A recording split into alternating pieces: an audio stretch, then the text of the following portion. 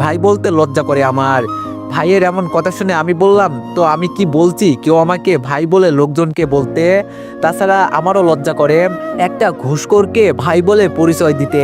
আমার এমন কথা শুনে ভাইয়া রেগে আমার দিকে টেবিলে থাকা আপেল ছুঁড়ে মারলো, আর আমি ধরে তা খেতে লাগলাম। ধন্যবাদ তোকে আপেলটা দেওয়ার জন্য।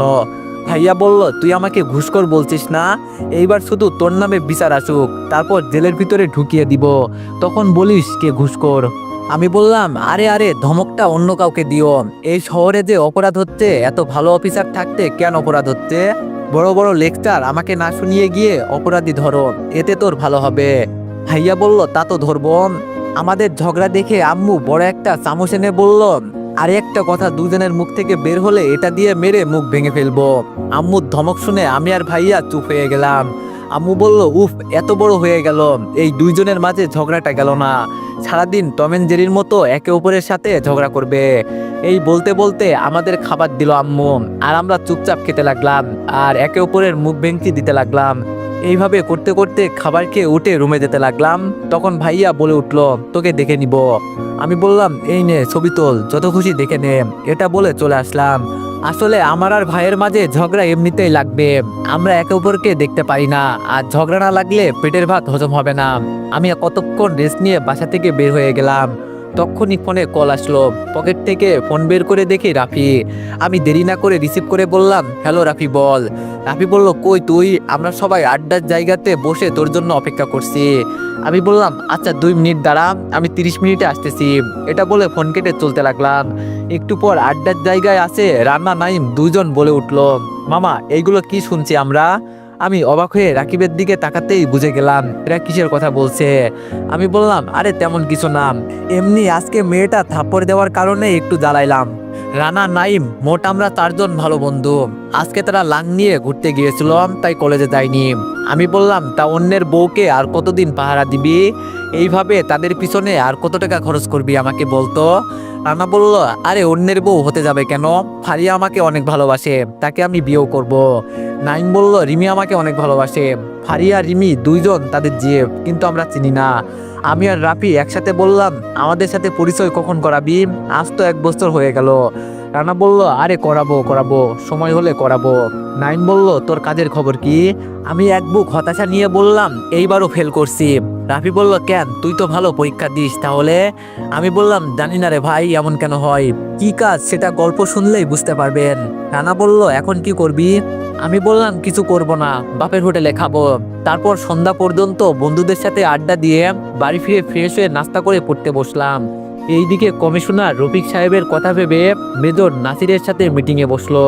মেজর বলল, আলতাফ সাহেব কি বলবেন বলেন।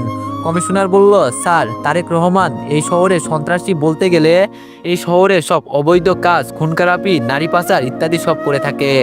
মেজর বলল, জানি, কিন্তু তাকে লিড দিচ্ছে কে জানেন?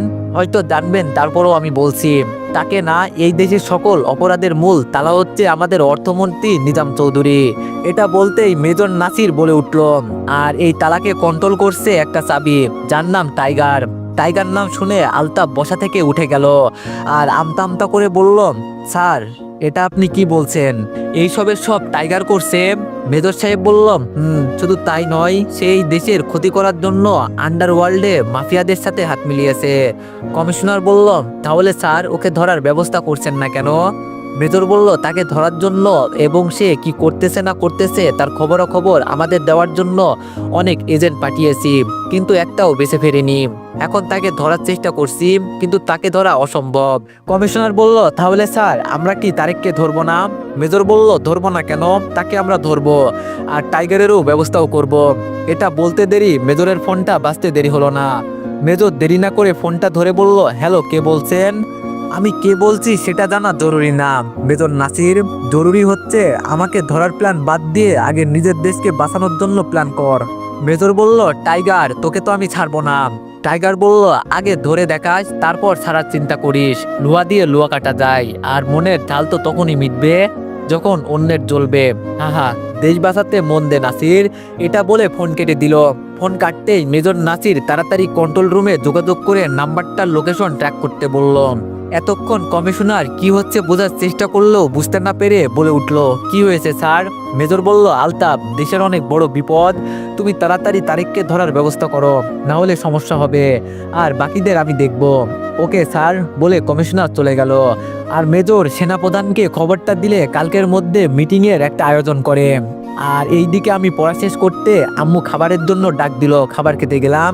সেখানে গিয়ে দেখি বসে আছে আম্মু আর আব্বু, আমার শত্রু। আম্মু আব্বু থাকাতে দুইজনে চুপ করে খাবার খেতে লাগলাম। তখন আব্বু ভাইয়ার উদ্দেশ্যে বলে উঠল, রফিক, আর কতদিন এইভাবে থাকবি? এইবার না হয় বিয়েটা করে ফেল। দেখ তোর আম্মুকে কাজ করতে করতে শরীরের অবস্থা কি হয়েছে। ভাইয়া বলল, বাবা তাহলে কালকে কাজের বউ একটা ঠিক করে দিব। আম্মু বলল, তোকে কাজের বেডি আনতে বলিনি, বউ আনতে বলেছি। ভাইয়া বলল, আম্মু আমি এখনো বিয়ে করতে প্রস্তুত নই, সো আমি এখন বিয়ে করছি না, ওকে। এটা বলে খাবার না খেয়ে ভাইয়া টেবিল থেকে উঠে চলে গেল। আম্মু বলল, ছেলেটা এমন করছে কেন? বিয়ের কথা শুনলে এমন করে কেন বুঝি না, আর কয়দিন গেলে তো বউ পাবে না। আব্বু বলল, আমি বুঝতেছি না এমন করে কেন। আচ্ছা খাবার খাও, পরে কথা বলা যাবে। এইদিকে আমি চুপচাপ খাবার খাচ্ছি আর ভাইয়ার কথা ভাবছি। অনেক সময় দেখি ভাইয়া বিয়ের কথা শুনলে মন খারাপ করে ফেলে, কিন্তু কেন? না, আমাকে এর মানে খুঁজে বের করতে হবে। তারপর খাওয়া দাওয়া করে নিজের রুমে গিয়ে শুয়ে পড়লাম। তারপর ভাবতে লাগলাম কিভাবে কি করা যায়। কিছু ভেবে না পেয়ে ভাইয়ার রুমের দিকে যেতে লাগলাম। এইদিকে রফিক ভাই তার রুমে গিয়ে তার ফোন থেকে একটা ছবি বের করে বলতে লাগলো, ওহে আমার মহারানী, কোন দিন বুঝবে আমার ভালোবাসা? যেই দিন তোমাকে প্রথম দেখি সেই দিন থেকে এই চোখের সামনে আছে শুধু তোমার মায়াবী মুখখানার ছবি। এতবার ভালোবাসি বলি, তারপরও বলো পারবো না। বাড়িতে যখনই বিয়ের কথা ওঠে তখনই মন খারাপ হয়ে যায়, কারণ আমি তোমাকে ছাড়া অন্য কাউকে চাই না। কিন্তু কি করার, তুমি তো আমাকে ভালোবাসো না।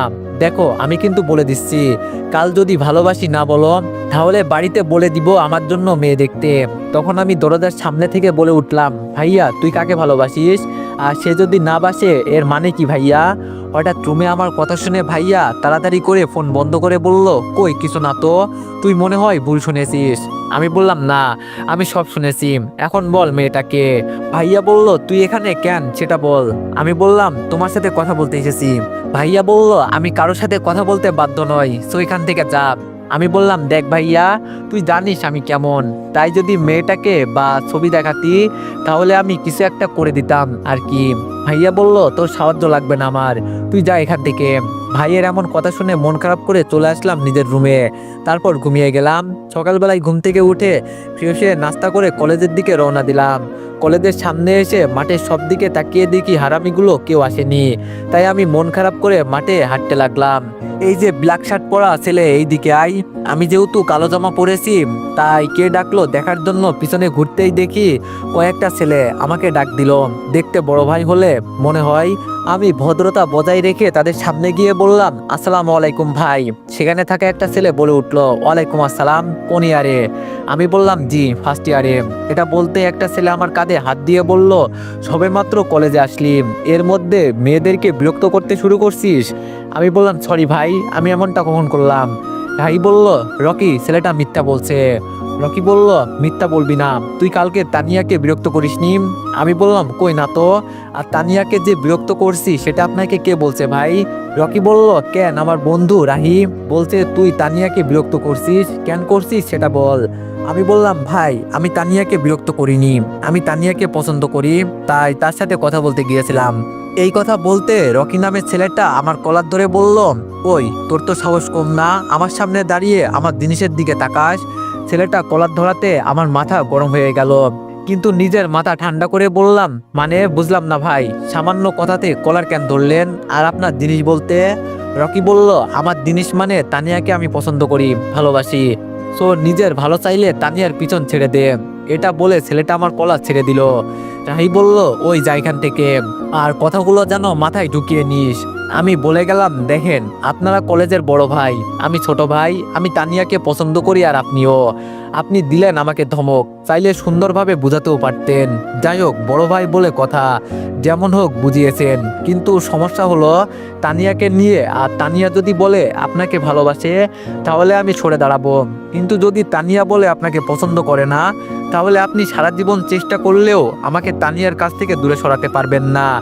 এটা বলে আমি সেখান থেকে চলে আসলাম। আর আমার কথা শুনে রাহি রকিকে বলল, দোস্ত ছেলেটা কি আমাদের সম্মান করে কথাগুলো বলল নাকি অসম্মান করে? রকি বলল, সেটা যাই হোক, ছেলেটার ব্যবস্থা করতে হবে, নাহলে আমি তানিয়াকে পাবো না।